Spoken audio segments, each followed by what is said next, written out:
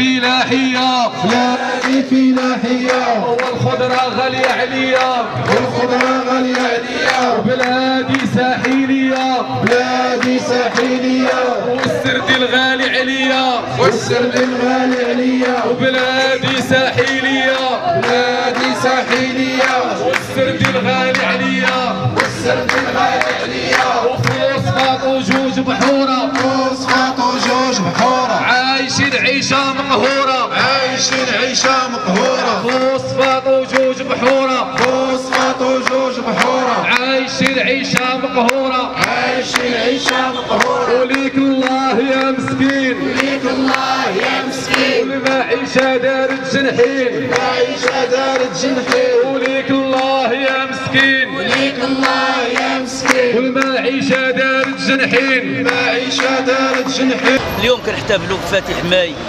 ليس كأعياد سابقة في واحد ظروف صعبة جدا في ارتفاع صاروخي للأسعار واللي مس جميع الفئات الاجتماعية بهذا الوطن العزيز.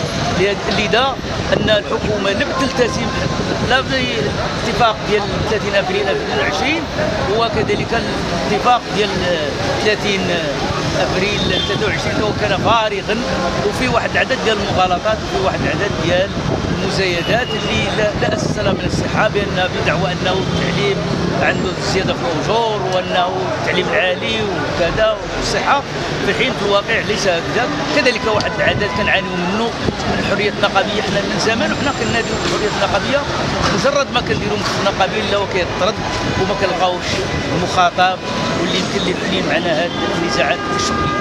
بالتالي هذه السنه علاش قلت هي نوعيه لانه جميع النقابات الان اللي مشاو للحوار والمركزيات وخاصه المركزيات اللي عندها اكثر تمثيليه انها نادت بالزياده في الاجور ولكن لحد الان ما كايناش زياده في الاجور.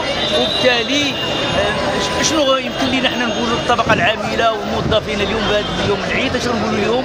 النقابه شنو حصلنا على خلال سنه كامله ان لم نقل خلال الحكومه الثالثه ونحن نعاني من ظروف صعبه وارتفاع صاروخي للاسعار.